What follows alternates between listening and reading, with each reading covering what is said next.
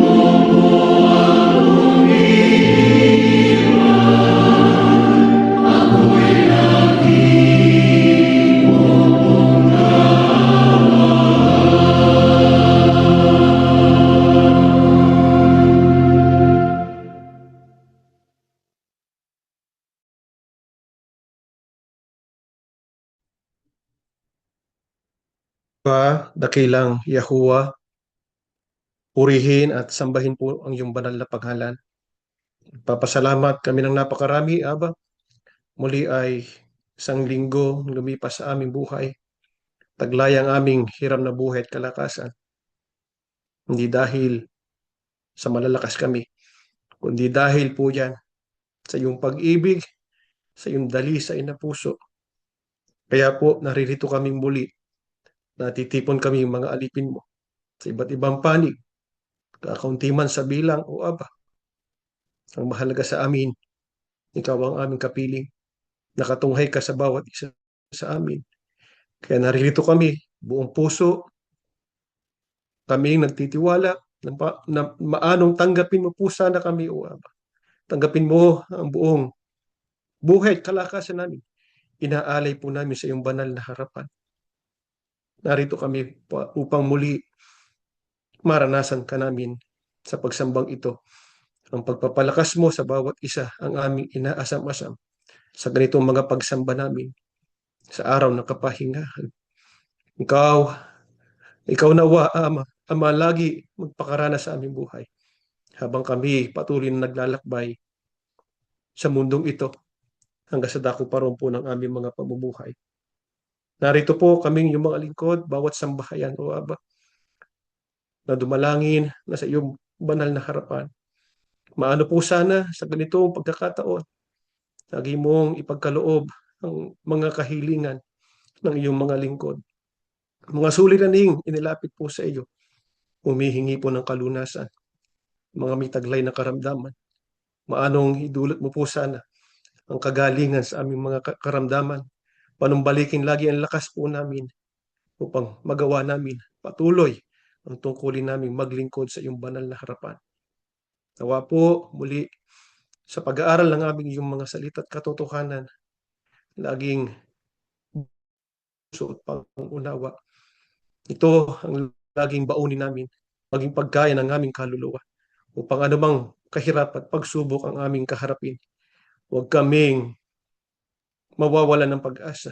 Bagkus magpapatuloy kaming matatag hanggang sa dako paroon, hanggang marating po namin ang dakilang araw na kami mapasayo magpakailanman.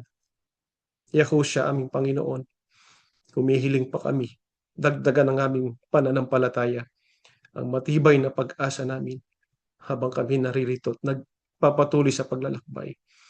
Lagi mo sana kaming akayin pa, Panginoon, habang kami humaharap sa mga pagsubok at kahirapan.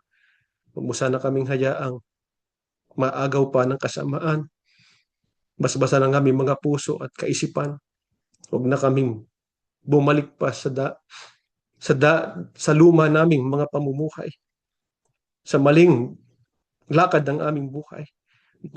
Magpatuloy kami sa pagbabago ng aming puso at isipan hanggang kami makasapit sa araw na isusugo ka na ng ating dakilang Yahuwah. Aba, muli po, bumabalik tawag kami sa iyo. Naway laging basbasan ng bawat sambahayan ng iyong mga lingkod, basbasan ng mga kabuhayan at dumaloy ang mga pagpapalang kailangan sa araw-araw. At basbasan din po bawat sininimpang ng iyong mga alipin. Hindi kabayaran sa lahat ng iyong mga kabutihan, kundi pagpapahayag lang ng aming matibay na pananampalataya at pagkilala sa iyong kabutihan. Hinihiling na po namin ang lahat sa tanging pangalan ng Panginoong Yahushua. Amen.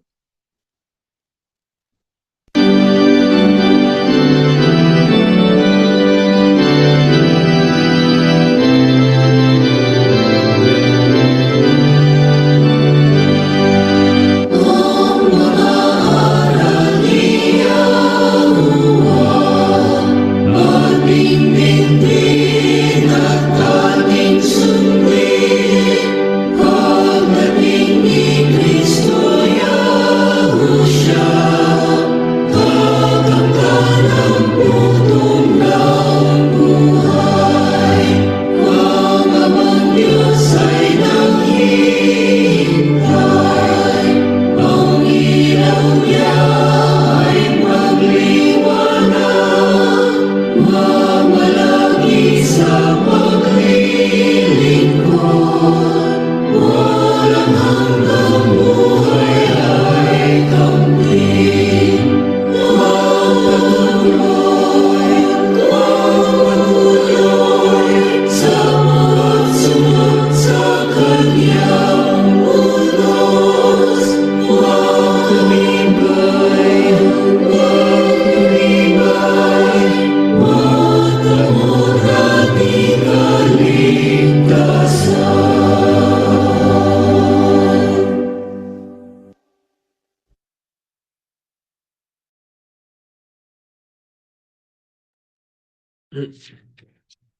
Shabbat Shalom po mga mahal na kapatid.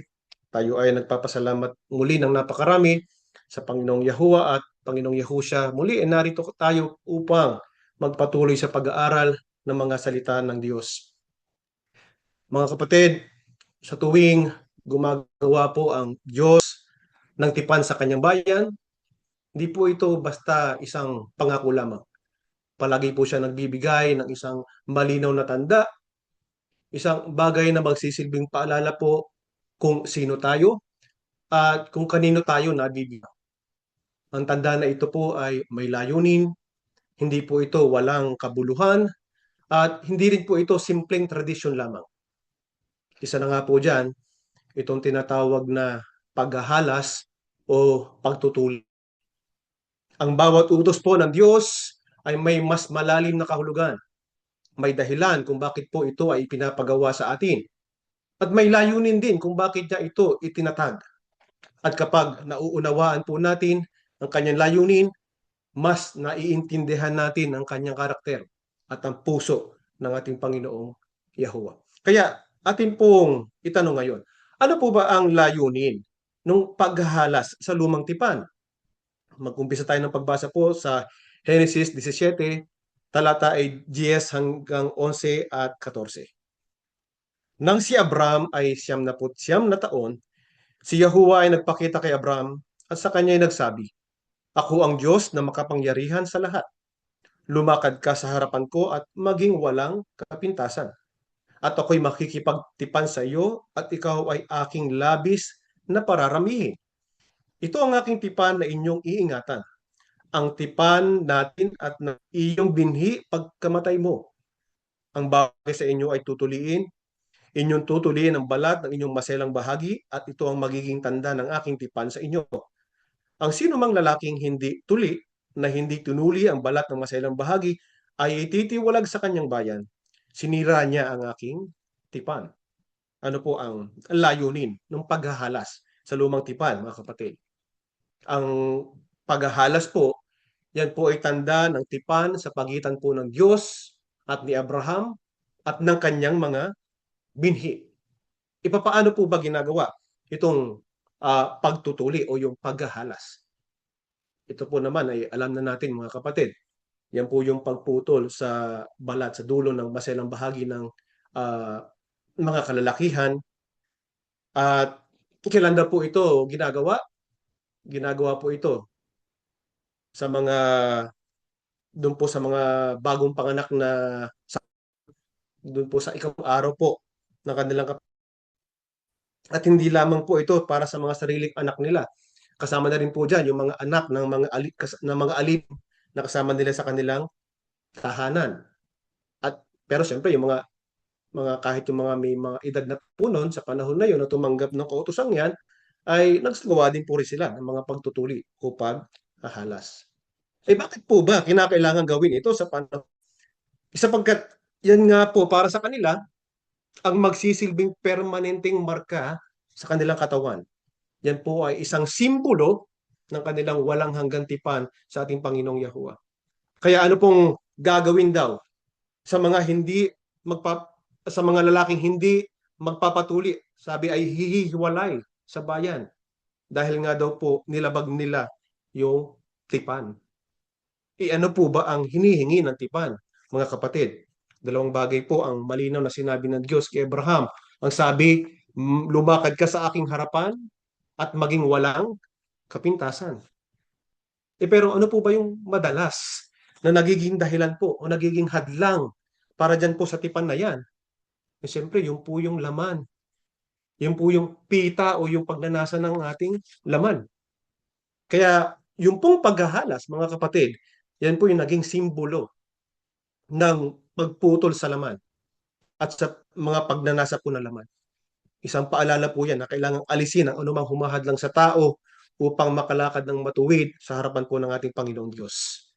At yung peklat po ng paghahalas ay magsisilbing paalala sa bawat mga kalalakihang kabilang sa tipan na huwag nang mamuhay ayon sa laman, kundi mamuhay na sa presensya ng Diyos at mamuhay ng walang kapintasan. Ang tanong natin, kailangan pa po ba kailangan pa po ba nating magpahala sa panahon natin ngayon?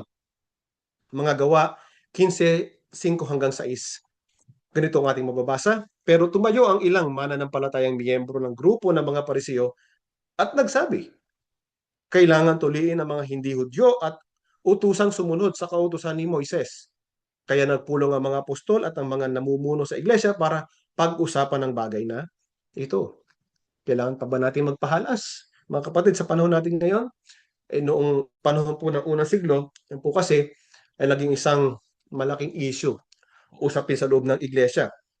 Habang dumarami po yung mga mananampalatayang hintil sa ating Panginoong Yahusya, meron po mga mananampalatayang miyembro ng Pariseo na nagsasabi, ang sabi, dapat magpatuloy pa yung mga hintil at sumunod sa kautusan po ni Moises. Sa madaling salita ay iginigi talaga nila na kailangan pa rin ng magpatuli para magkaroon ng kaligtasan ng tao. Para sa kanila, hindi sapat ang pananampalataya kay Yahusya. Para sa kanila, kailangan pa rin po sumunod o sundin yung pisikal na tanda ng lumang tipan. Kaya itong grupong ito, kalaunan, yan po yung tinawag ni Apostol Pablo na mga Judaizers. Yan nga po yung mga taong nagtuturo na para daw maging ganap yung kaligtasan ng tao ay kinakailangan sumunod sa kautosang Hudyo. Eh, kung sa panahon natin, sino yang mga yan, mga kapatid? Siyempre, yung mga yan, yung mga tagapagturo ng Biblia na nagtuturo na para maligtas ang tao ay kinakailangan umanib sa kanilang iglesia. Gawin ang ganitong bagay para maligtas. Yan, ang mga Judaizers, mga kapatid. Ano, ang ginawa po ng mga apostol matapos marinig pahayag ng mga Pariseo. Nagtipon po yung mga apostol at yung mga matatanda sa iglesia para pag-usapan at resolbahin po yung isyong ito. Pinapakita lamang na isang seryosong usapin po talaga ito dahil ang nakataya dyan ay yung mismong pundasyon ng kaligtasan. Kaya ano ang naging pasya na pinagkasunduan po ng mga apostol? Ituloy natin ang pagbasa sa 8 hanggang 11 po. Dito pa rin po sa mga Gawa 15. Alam ng Diyos ang nilalaman ng puso ng bawat tao. At ipinakita niya na tinatanggap din niya ang mga hindi Hudyo dahil binigyan din sila ng banal na espiritu katulad ng ginawa niya sa atin noon. Sa paningin ng Diyos, tayong mga Hudyo at silang mga hindi Hudyo ay pare-pareho lang. Dahil nilinis din niya ang kanilang puso nang sumampalataya sila. Ngayon, bakit nyo sinusubukan ng Diyos? Bakit nyo pinipilit ang mga hindi Hudyong tagasunod ni Yahushua na sumunod sa mga kautusan na kahit ang ating mga ninuno at tayo mismo ay hindi nakasunod? Naniniwala tayo na maliligtas tayo sa pamamagitan ng biyaya ng Panginoong Yahushua Kristo at ganito rin naman sa mga hindi Hudyo. Ano po ang naging pasya ng mga apostol, mga kapatid? Na hindi na po kailangan ang tutuli o paghahalas para maligtas ang tao. Bakit po? Dahil ipinaliwanag ni Apostol Pedro dito na ang Diyos mismo ang nagpatunay po na tinanggap niya ang mga hintil. Hindi po dahil sa pagtutuli, paghahalas, kundi dahil nilinis niya ang kanilang mga puso sa pamamagitan po ng ng pananampalataya. At ibinigay din po sa kanila ang banal na Espiritu.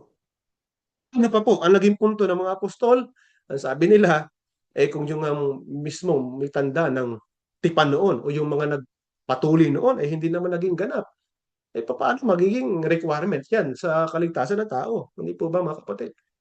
So yung mga taong kahit kaya yung mga nagpatuloy noon, hindi pa rin po natupad yung pamantayan ng Diyos. So ibig sabihin, yung panlabas na marka ay hindi po sapat para baguhin ang puso ng tao. Ano ngayon ang tanging paraan upang matupad ang tipan? Ang sagot po dyan ay hindi po sa gawa ng laman, mga kapatid, kundi sa biyaya po ng Panginoong Yahushua, sa grasya ng ating Panginoong Yahushua. Sabi nga ni Apostol, tayo ay naliligtas sa pamamagitan po ng grasya o biyaya ng Panginoong Yahushua. Ang tipan na humihingi po ng pagiging ganap ay hindi po natin kayang tuparin sa sarili nating lakas lang, mga kapatid. Dahil hindi natin magagawang maging perpekto sa pamamagitan ng mga ritual kundi sa pamamagitan lang po ng grasya ng Panginoong Yahusya, nabibilang tayong matuwid dahil po sa Kanya. Ano pong uring paghahalas ang kinakailangan po natin ngayon, mga kapatid? Pakinggan niyo po ang nakasulat dito sa mga taga-Kolosas 2:11 hanggang 12. Dahil sa pakikipag-isa niyo kay Kristo, tinuli na kayo. Ang pagtutuli na ito ay hindi pisikal kundi espiritual, ang pag-aalis ng masasamang hilig ng laman. Ito ang pagtutuling mula kay Kristo. Inilibing kayong kasama ni Kristo nang bautismuhan kayo. At dahil na kay Kristo na kayo, muli kayong binuhay na kasama niya. Dahil nananalig kayo sa kapangyarihan ng Diyos na bumuhay sa Kanya. Anong uring paghahalas po ang kailangan natin, mga kapatid? Ayon kay Apostol Pablo, ang kinakailangan natin ngayon na hindi na po yung physical na paghahalas, kundi ano po, yung spiritual na paghahalas. Yan po yung paghahalas na kung saan yung makasalanan likas po natin ay pinuputol na. Inaalis na po yung kapangyarihan yan sa ating buhay. Hindi naman po ibig sabihin na hindi na tayo makikipagbaka sa kasalanan, kundi ang ibig sabihin lang yan, hindi na siya hindi na yung kasalanan ang maghahari po sa ating buhay. Sino po yung mga tumanggap ng espiritual na paghahalas? Sila po yung sumasampalataya, sumusunod at nakikiisa sa ating Panginoong Yahusya. At ipinapahayag ang pakikisang ito sa pamamagitan po ng bautismo. Dahil sa bautismo, diyan po natin ipinapakita na tayo po ay namatay na kasama ni Kristo, nalibing na nakasama niya, at binuhay. Binuhay na muli sa panibagong buhay. Kaya nga tayo tinatawag na mga bagong nilalang kay Yahusya Kristo. Paano tayo dapat tumugon sa ginawang paghahalas po sa atin ng Panginoong Yahusya? Kung ang Panginoong Yahusya na po ang gumawa ng paghahalas sa bawat isa sa atin, yung spiritual na paghahalas, mga kapatid, hindi na tayo babalik sa lumang paraan ng ating pamumuhay. Dapat hayaan natin na ang kanyang natapos na gawain sa krus ay patuloy po na humubog sa ating pag-iisip, sa ating mga pagnanasa at sa ating mga pagsunod. Paano natin ngayon malalaman kung tayo ay spiritual na nahalas na? Mga taga-Roma 2, ang talata 28 hanggang 29, sapagkat ang isang tao ay hindi Hudyo sa panlabas lamang, ni ang pagtutuli ay hindi panlabas o sa laman, kundi ang isang tao ay Hudyo sa kalooban, at ang pagtutuli yaong sa puso, sa espiritu, at hindi sa titik. Ang kanyang pagpupuri ay hindi mula sa mga tao, kundi mula sa Diyos. Paano natin malalaman na tayo ay spiritual na nahalas? Yan po ay sa pamamagitan ng paghahalas sa puso o paghahalas ng puso. Ano po ba yung paghahalas ng puso, mga kapatid? Hindi na po ito yung panlabas na marka sa ating katawan, kundi ito na po yung gawain o panloob na gawain sa ating mga puso. Sapagkat mayroon pong malaking kaibahan yung paghahalas ayon sa kautusan at yung paghahalas po ayon sa espiritu. Sapagkat ang paghahalas po ayon sa kautusan, minamarkahan niya ng katawan natin, pero maaring hindi pa rin talaga nagbabago yung puso natin. Pero yung paghahalas ayon sa espiritu, binabago niyan yung puso natin at hinuhubog ang ating buong buhay. Ito ang tanong natin, mga kapatid. Posible po ba na tayo ay nabautismuhan pero hindi pa espiritual na nahalas tayo, mga kapatid? Opo, posibleng-posible yan. Bagaman ang bautismo po ay isang mahalaga at isang banal na pagpapahayag ng ating pananampalataya, pero maaaring ito ay maging isang panlabas na karanasan lang po natin kung wala pong tunay na pagbabago sa ating mga puso. Paano natin malalaman kung ang ating bautismo ay nagresulta sa espiritual na paghahalas, mga kapatid, kapag ang ating puso po talaga ay nabago? Kaya ang taong tunay na nahalas ang puso ay makikitaan po natin ng pagbabago sa kanyang mga pagnanasa. Kung dati-rati komportable sa kasalanan, ngayon ay may pakikipaglaban na. Kung dati-dati ang sentro ay ang sarili, ngayon po ang sentro ang Panginoong Yahushua na. Kung wala pang pagbabago sa ating pong mga pagnanasa, kung pareho pa rin ang pag-ibig natin sa kasalanan at walang pagnanais na magbago, kailangan po nating lumapit sa Panginoong Yahushua, mga mahal na kapatid, at humiling na gawin niya ang espiritual na paghahalas po sa ating mga puso. Ipagpapatuloy po ang ating pag-aaral.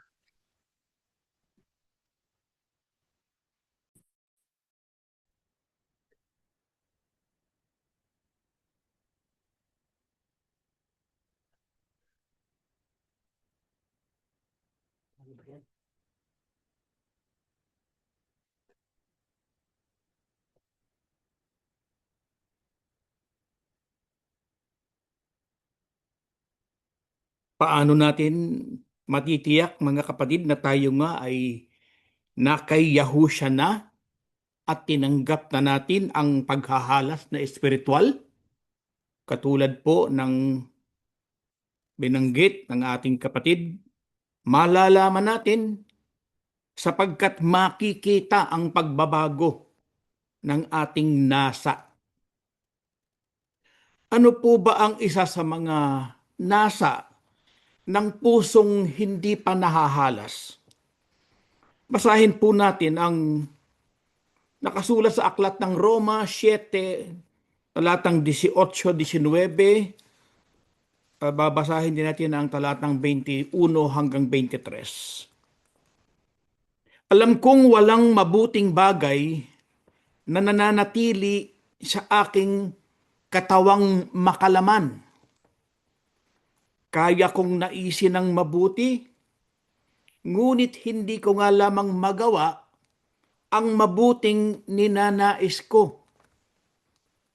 Sapagkat hindi ko ginagawa ang mabuting gusto ko, ang masamang hindi ko gusto, ang siya kong ginagawa. Ito ang natuklasan ko. Kapag nais kong gumawa ng mabuti,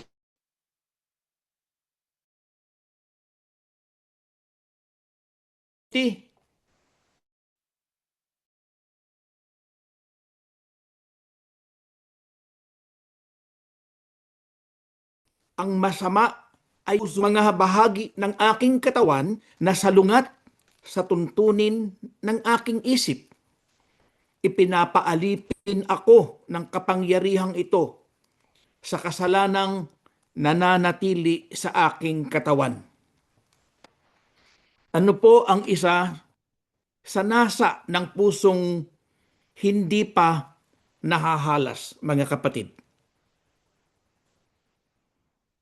Ang kanyang nasa ay gumawa ng mabuti at siya ay nalulugod sa mga batas ng ating Diyos. Ibig po bang sabihin, mga kapatid, ay magagawa na nating magbagong buhay upang masunod ng lubusan ang kautusan kahit hindi pa nahahalas ang ating puso? Hindi po. Hindi pa. Sapagkat tayo ay nasa ating katawang lupa na makasalanan. Narito pa rin tayo sa ating katawang lupa. Bagamat ang ating makasalanang likas ay nahalas na, tayo ay nabubuhay pa rin sa ating katawang nasisira, nagkakasala, nabubulok. At dahil dyan, ang impluwensya ng ating makasalanang likas ay nananatili sa atin. Tulad na lamang ng mga inilahad ni Apostol Pablo. Sabi niya, kaya kong naisin ng mabuti, ngunit hindi ko nga lamang magawa ang mabuting ninanais ko.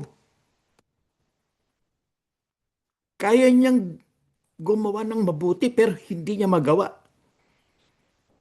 Sabi niya pa, sapagkat hindi ko ginagawa ang mabuting gusto ko at ang masamang hindi ko gusto, ang siya kong ginagawa. Kapag nais ko anyang gumawa ng mabuti, ang masama malapit sa akin. Bakit ganun? Yan ba mga kapatid, si Apostol Pablo lang ba? Hindi po. Lahat tayo. Ganun. Bakit? Sino po ang culprit dyan? Yung ating makasalanang likas. Dahil sa ating makasalanang likas, kaya yung mga bagay na hindi natin gustong gawin, yun ang ating nagagawa. Yung mabubuting bagay na gusto nating gawin, hindi natin magawa. Kaya kailangan ang paghahala sa ating puso upang ating mapaglabanan ang masamang ayaw nating gawin pero siyang nagagawa natin, at upang magawa naman natin ang mabuti na siyang nais nating gawin. Subalit kung ang ating puso, mga kapatid, ay nahalas na, umiiral na ang ating hangarin na lumayo sa kasalanan patungo sa pagsunod sa mga kautusan ng ating Diyos. Kumbaga, kapag ang ating puso ay nahalas na, nababagabag na tayo kung tayo ay nakagagawa ng kasalanan. Kumbaga, sinusumbatan na tayo ng ating budhi. Kung magkaganon, dahil po ba sa ating hangarin na lumayo sa kasalanan, ay agad na ba tayong magiging sakdal, mga kapatid? Hindi pa rin po. Ang ibig lamang sabihin, dahil sa nababagabag na tayo sa kasalanan, naroon na ang hangarin na alisin natin ito sa ating buhay, layuan ang kasalanan. Ang tawag po dyan ay sanctification o pagpapakabanal. Yan po ay isang proseso na unti-unting nade-develop sa ating sarili. Hindi po yan instantly. Hindi kaagad-agad na nangyayari sa atin. Yan po ay nade-develop. Ang tinatawag na justification o pagbibigay katwiran at katarungan sa pamamagitan ng pananampalataya kay Yahushua ay espiritual na paghahalas na magdadala sa atin sa ating hangarin patungo sa pagpapakabanal. Ano pa po ang layunin ng paghahalas sa puso? Sa aklat po ng Deuteronomio 30, talata 6, tutuliin ni Yahuwah mong Diyos ang iyong puso at ang puso ng iyong binhi upang ibigin mo si Yahuwah mong Diyos ng buong puso at kaluluwa mo upang ikaw ay mabuhay. Ano pa po ang layunin ng paghahalas sa puso? Ang layunin po ay upang ibigin natin si Yahuwah ng buong puso at buong kaluluwa.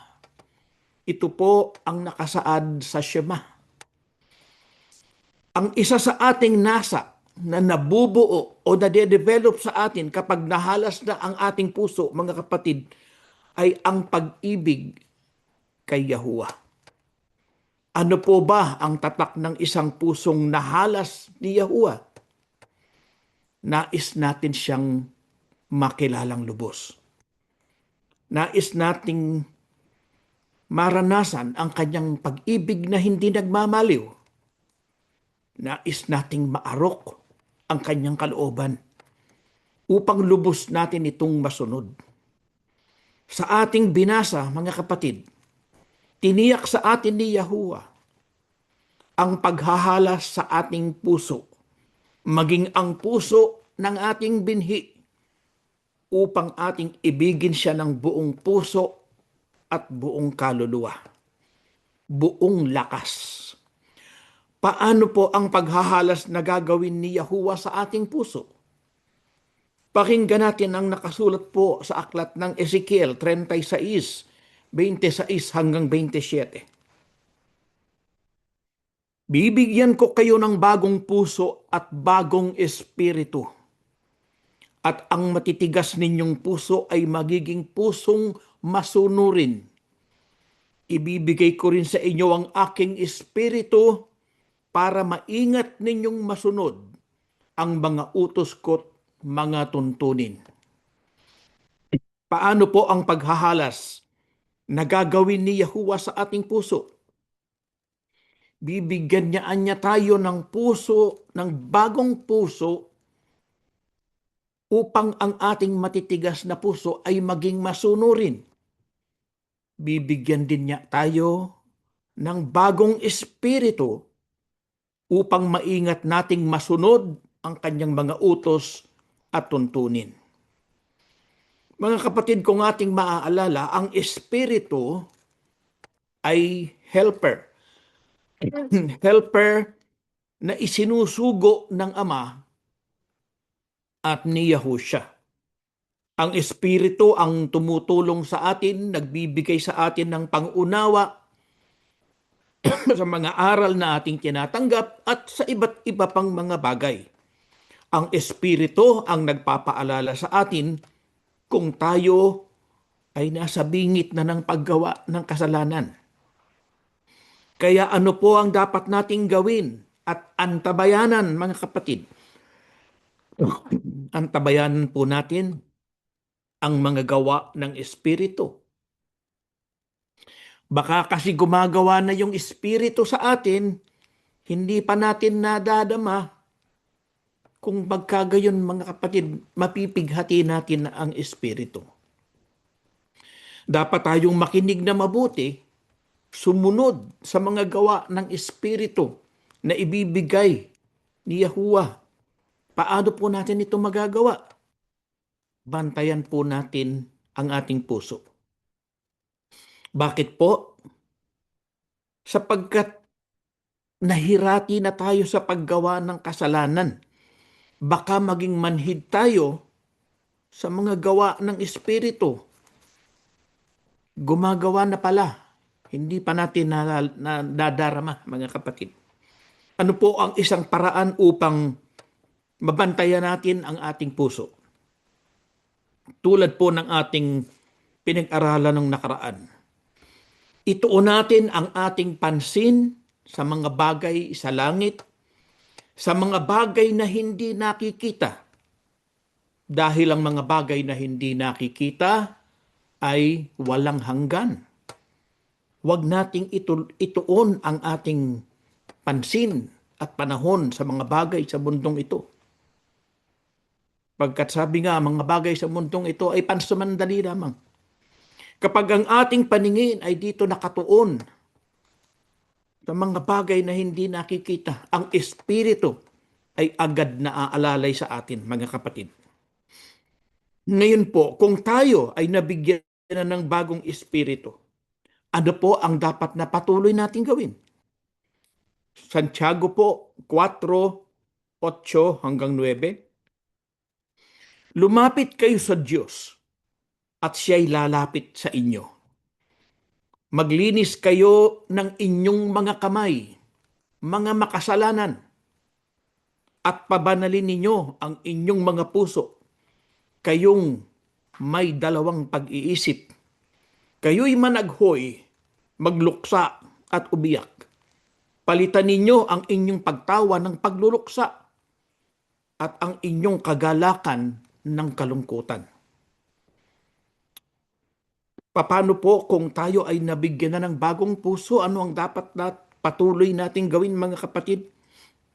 Patuloy po nating bantayan at dalisayin ang ating puso. Maglinis anya kayo ng inyong mga kamay at pabanalin ninyo ang inyong mga puso. Ano po ba yung kahulugan ng maglinis ng inyong mga kamay? Yun po ay pwede ring literal, pero ang talagang tinutukoy doon, maglinis tayo ng ating mga gawa. Pabanalin ninyo ang inyong mga puso.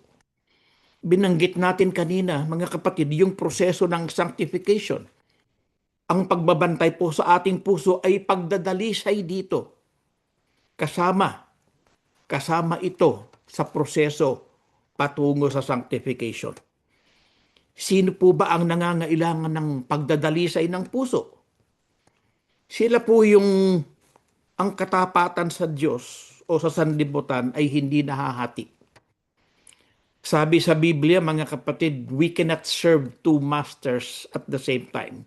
Hindi tayo maaring maglingkod sa dalawang Panginoon. Kung tayo ay maglilingkod sa Diyos, magtataksil tayo sa sanlibutan. Kung tayo naman ay sa sanlibutan maglilingkod, hindi tayo makakapaglingkod sa Diyos. Kaya yung ating katapatan sa Diyos lang dapat, mga kapatid. Hindi sa sanlibutan. Kung tayo ay tumanggap na ng bagong puso mula sa Diyos, sa Kanya tayo dapat maging tapat. Iwan na natin ang mga bagay ng sanlibutan. Paano natin dadalisayin ang ating puso? Sa pamamagitan po ng taos-pusong pagsisisi at paglapit sa Diyos. Ito ang tinatawag na teshuvah. Kapag lumapit tayo kay Yahuwah na may taos-pusong pagsisisi, mga kapatid, lalapit din siya sa atin. Ano po ang ating mararanasan kung ating babantayan at dadalisayin ang ating puso? Mga huling talata po na ating babasahin.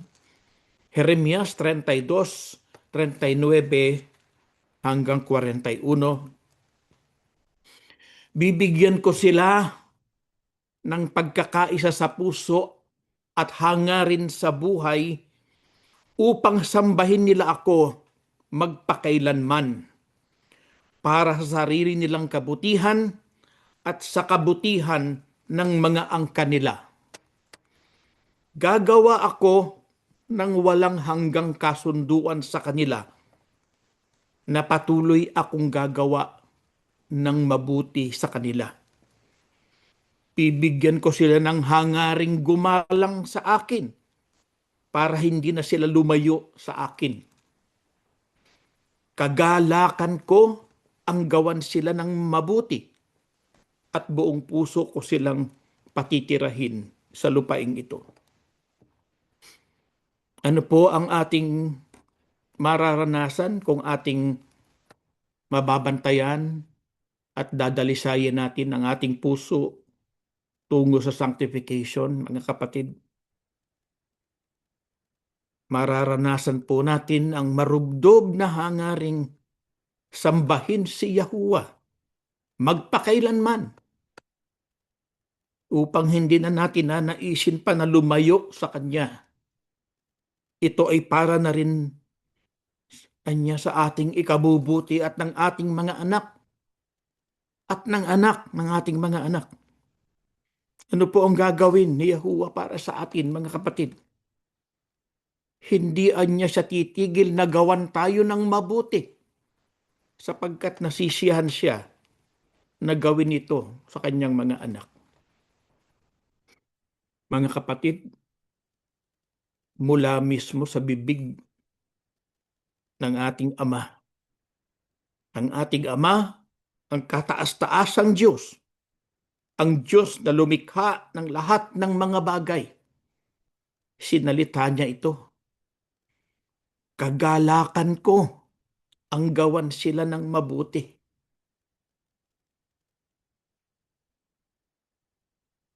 Napakadakila ng ating Diyos. Katibayan po ito na ang Diyos ay pag-ibig. Sino po ba tayo, mga kapatid, upang maging karapat-dapat na gawan niya ng mabuti? Para bang ang Diyos pa ang siyang nagpapakumbaba? Masunod lamang natin siya. Ako po, sa ganang akin, nanliliit ako sa pananalitang ito mula sa ating Diyos. Sapagkat sa halip na tayong mga nilalang niya, ang gawan siya ng mabuti, siya pa. Ang dakila nating Diyos. Ang sa atin ay gagawa ng mabuti sapagkat kagalakan niya. Kagalakan niya ang gawan tayo ng mabuti. Si Yahuwah po ang mabuti. Lumapit tayo sa Kanya. Yakapin natin siya. Pasalamatan natin siya. Tumayo po kayo, tayo mananalangin. Ama naming Yahuwah sa langit, totoong kung minsan, Ama, nahihiya kaming lumapit sa iyo, lalo na sa iyong tinuran. Kagalakan mo, nagawan kami ng mabuti.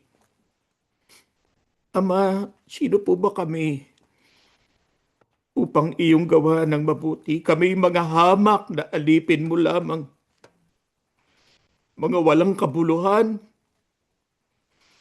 Subalit, dahil sa ikaw ay puspos ng pag-ibig at kahabagan, kagalakan mo, nagawan kami ng mabuti. Kaya po, nagpapasalamat kami ng napakarami sa iyo, Ama, sapagkat kabilang kami sa mga ibinukod mo. Kabilang kami sa mga tinawag mo. Kinasasabi ka na namin ng araw na makapiling ka namin. Nais ka naming yakapin. Personal ka naming pasasalamatan. Habang buhay ka naming paglilingkuran. Ito po ang aming dalangin, O Diyos naming dakila. Nawa, kung iyo pong mamarapatin, paiksiin ang mga panahon upang isugo mo na ang aming Panginoong Yahushua, sapagkat nangangahulugan ito ng aming katubusan, ng aming kaligtasan, at dyan sa bayang banal, makakapiling ka namin. Makakapiling namin ang aming Panginoong Yahushua. Kasama namin ang aming mga mahal sa buhay, ang aming mga kapamilya. O Ama naming Yahuwah, maraming pong salamat. Patawarin mo ang aming mga kasalanan, Ama. Linisin mo pong aming mga puso. Gawin mo po kaming karapat-dapat sa kabutihan mo. Karapat-dapat kapag kami tumatawag sa iyo, kapag kami humihingi ng awa, kapag kami nagsusumamo ng pagpapagaling sa aming mga karamdaman. Ama, gawin mo po kaming karapat-dapat. Huwag mo na pong titigan ang aming mga pagkukulang. Alam mo ang aming mga kahinaan. Alam mo ang aming mga kamangmangan. Panghahawakan naming matibay ang iyong mga pangako. Panginoon naming Yahushua HaMashiach, aming hari at tagapagligtas, aming tagapamagitan sa Ama. Marami pong salamat, Panginoon, sa ginawa mong pagpapakasakit at pagtubos sa bawat isa sa amin. Naghihintay kaming mainam sa iyong muling pagbabalik. Sasalubungin ka namin sa alapaap at magkasama-sama tayong lahat dyan sa bayang inilalaan mo po para sa amin. Ngunit habang narito pa kami sa mundong ito, huwag mo po kaming pababayaan. Isugo mo po sa aming mga puso ang iyong banal na Espiritu upang siyang tumulong sa amin, siyang gumabay sa amin. Huwag kaming maligaw, huwag kaming magpabaya sa karapatang tinanggap namin mula po sa iyo. Sumasampalataya po kami, Ama naming Diyos, dinirinig mo po ang aming mga dalangin. Ang lahat ay amin pong ipinapakiusap at pinasasalamatan sa pangalan po ng aming Panginoong Yahushua HaMashiach, ang dakila naming tagapagligtas. Amen.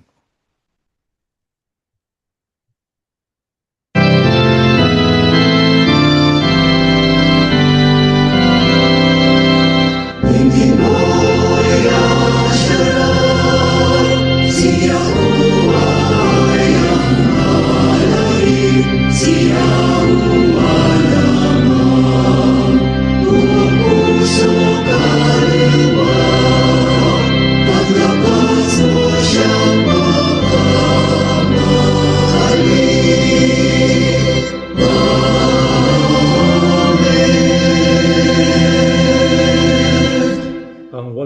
na pag-ibig at masaganang awa ni Yahuwah Abba, ang biyaya at kapangyarihan ni Yahushua HaMashiach, at ang laging pagsama ng banal na Espiritu ay sumaating lahat ngayon at magpakilanman. Amen. Mga kapatid, konting paalala lang po, ang ating pong aklat na ating pag-aaralan for the month of February ay ang aklat ng Isaiah, the book of Isaiah. At sa lahat po ng nais makasama sa in-person na ating Lord's Supper, please let us know in advance para po maibigay namin sa inyo ang exact address. Ito po gaganapin sa Fremont, araw po ng Wednesday, April the 1st, 2026, 7 p.m. Pacific Standard Time. Natatapos na po ang ating pagsamba. May Yahuwah Abba and Yahushua HaMashiach bless all of us.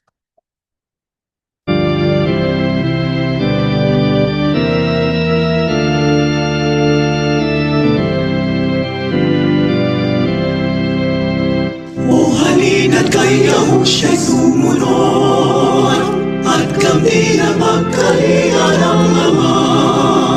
Tuparin ang utos niya, tayo'y magpakatatag, at sa panig natin ang Amang Banal.